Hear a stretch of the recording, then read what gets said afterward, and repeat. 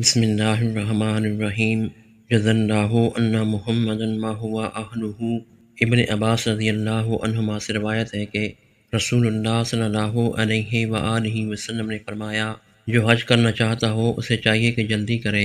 سنن دارمی حدیث نمبر 1825۔ ابو امامہ رضی اللہ عنہ کہتے ہیں کہ رسول اللہ صلی اللہ علیہ وآلہ وسلم نے فرمایا، جس کو حج کے لیے ظاہری حاجت یا جابر بادشاہ یا روکنے والی بیماری کی رکاوٹ نہ ہو اور وہ حج کے بغیر مر جائے تو چاہے وہ یہودی مرے چاہے عیسائی مرے۔ سنن دارمی حدیث نمبر 1826۔ قتادہ رضی اللہ عنہ کہتے ہیں، میں نے انس رضی اللہ عنہ سے پوچھا، نبی صلی اللہ علیہ وآلہ وسلم نے کتنے حج کیے تھے؟ انہوں نے کہا، ایک حج اور 4 عمرے کیے تھے۔ پہلا عمرہ وہ جب آپ صلی اللہ علیہ وآلہ وسلم کو مشرکین نے خانہ کعبہ سے روکا تھا، اور دوسرا عمرہ وہ تھا جب انہوں نے آپ صلی اللہ علیہ وآلہ وسلم سے صلح کی تھی اور آپ صلی اللہ علیہ وآلہ وسلم اگلے سال لوٹے تھے، اور پھر ایک عمرہ جورانہ سے تھا جب آپ صلی اللہ علیہ وآلہ وسلم نے ذیقعدہ میں غزوہ حنین کا مال تقسیم کیا تھا، اور ایک آپ صلی اللہ علیہ وآلہ وسلم کا عمرہ حج کے ساتھ تھا۔ سنن دارمی حدیث نمبر 1828۔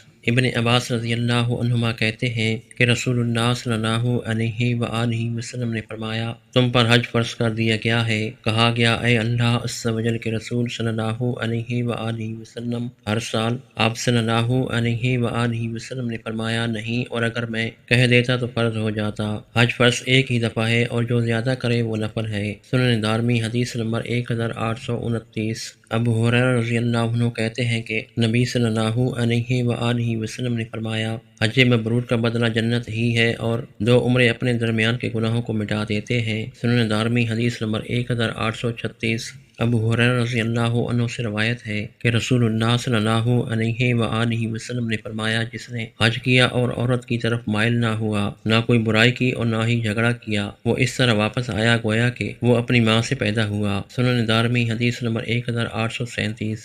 ابن عمر رضی اللہ عنہما کہتے ہیں کہ رسول اللہ صلی اللہ علیہ وآلہ وسلم سے پوچھا گیا کہ محرم کیسے کپڑے پہنے؟ آپ صلی اللہ علیہ وآلہ وسلم نے فرمایا، قمیض، پگڑیاں، شلواریں، ٹوپیاں اور موزے نہ پہنے، اگر اس کے پاس جوتے نہ ہوں تو موزے پہن لے اور انہیں ٹخنوں کے نیچے سے کاٹ دے۔ سنن دارمی حدیث نمبر 1841۔